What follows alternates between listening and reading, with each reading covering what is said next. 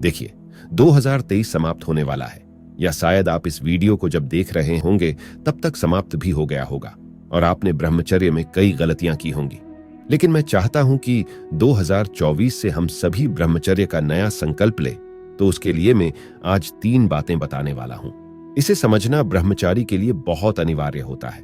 पहला है कि ब्रह्मचर्य आखिर होता क्या है, क्योंकि अभी तक कई लोगों को यह भी नहीं पता। वो सोचते हैं कि वीर्य बचाने को ही ब्रह्मचर्य कहते हैं, लेकिन मैं आपको आगे बताऊंगा कि ब्रह्मचर्य क्या होता है। दूसरा है, ब्रह्मचर्य के नियम क्या क्या होते हैं, क्योंकि यह सही से पता नहीं होता तो हम पालन भी सही से नहीं कर पाते, फिर ब्रह्मचर्य टूट जाता है।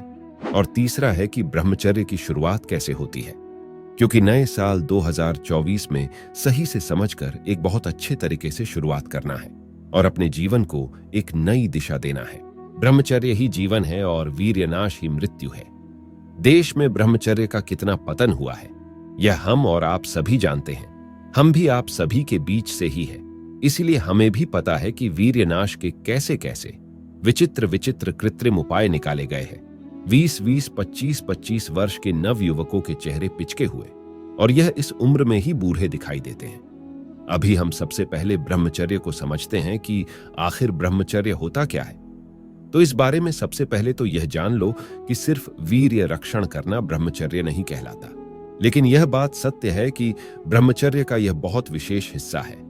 लेकिन फिर पूर्ण ब्रह्मचर्य क्या होता है, तो इसके लिए जरा इसे समझो। ब्रह्मचर्य का अर्थ होता है ब्रह्म यानी ईश्वर और चर्य यानी मार्ग, अर्थात ईश्वर के मार्ग पर चलना या ईश्वर को पाने के मार्ग पर चलना ही ब्रह्मचर्य है। ईश्वर को पूर्ण हृदय से मानकर हर समय सिर्फ उनका ही चिंतन करना, किसी भी कार्य को करने से पहले ईश्वर को याद करना, यही ब्रह्मचर्य है। अब आप इसके लिए नाम जप करने का रास्ता भी अपना सकते हैं, या आप अपने कर्म को समझकर कि मुझे यह हासिल करना है या जन कल्याण के लिए यह कार्य करना है, या फिर आप जो भी करना चाहते हैं उस समय ईश्वर का स्मरण करना ही ब्रह्मचर्य है।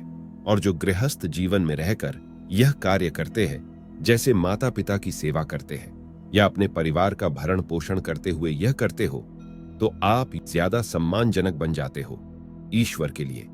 अब बात आती है कि ब्रह्मचर्य के नियम क्या क्या होते हैं। तो इसका सबसे पहला नियम होता है अपनी 11 इंद्रियों का संयम, यानी हमारे शरीर की 11 इंद्रियों को अपने अनुसार कार्य करवाना। भारतीय शास्त्र परंपरा के महर्षि पतंजलि योग दर्शन में इंद्रिय की संख्या 11 बताते हैं, जिसमें 5 ज्ञानेंद्रिय आंख, कान, नाक, जीभ और त्वचा, यानी कि गंदी चीजें न देखना है, न ही सुनना है।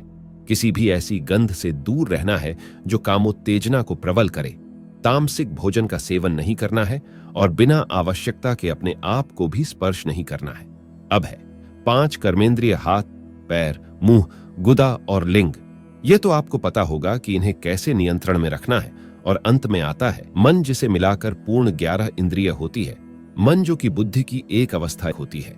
अब इन 11 इंद्रियों पर संयम प्राप्त करने लिए सिर्फ हमें मन पर नियंत्रण करना होगा, यानी कि जो हमने बताया कि सभी तरह के विकारों से दूर रहना है, जैसे तामसिक भोजन, अश्लील फोटो या वीडियो, और सभी स्त्रियों और कन्याओं के प्रति मां या बहन का भाव रखते हुए उनके चरणों की तरफ देखना और अपने मन से सभी अश्लील विचारों को नष्ट करना। इसके लिए आपको कोई भी ऐसे लक्ष्य में व्यस्त होना होगा कि आपको यह सब सोचने का मौका ही न मिले, और सूर्योदय से पहले उठकर ध्यान, योग और बहुत ज्यादा व्यायाम, यानी कि इतना व्यायाम कि पसीना निकलते बंद नहीं होना चाहिए। यदि आपने इन नियमों का पालन दृढ़ता से कर लिया तो आपका ब्रह्मचर्य नष्ट नहीं हो सकता। यदि एक भी नियम टूटा तो आपका ब्रह्मचर्य कब नष्ट हो जाएगा आपको पता भी नहीं चलेगा।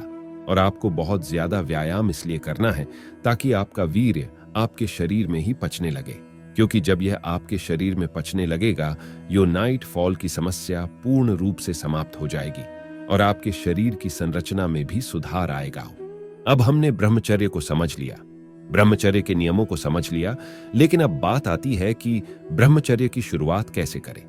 तो इस दिन को थोड़ा अच्छे से शुरू करना है, जैसे सुबह जल्दी उठकर स्नान करने के पश्चात मंदिर जाकर ईश्वर के सामने संकल्प ले कि प्रभु, मैं सतमार्ग पर चलने जा रहा हूं, मुझे सफल करना, अपने ब्रह्मचर्य के बारे में सब बता देना।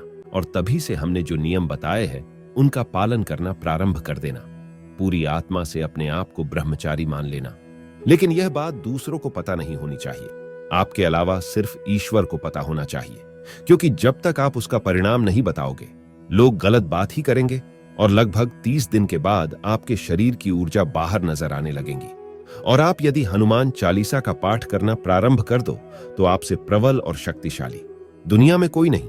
अब एक जरूरी बात सुन लो, हम अगली वीडियो ब्रह्मचर्य 30 डेज चैलेंज पर लाने चाहते हैं। उसमें पूरी दिनचर्या बताई जाएगी कि हमें क्या करना है, क्या नहीं करना है। जो भी इस चैलेंज को करना चाहता है कमेंट करके जरूर बताए। इस वीडियो के लिए बस एक लाइक चाहता हूं, और यदि ब्रह्मचर्य के लिए कोई मोटिवेशन चाहिए या आपका मन स्थिर नहीं रहता तो इस वीडियो को जरूर देखें, डिस्क्रिप्शन में लिंक है। मिलते हैं अगली वीडियो में।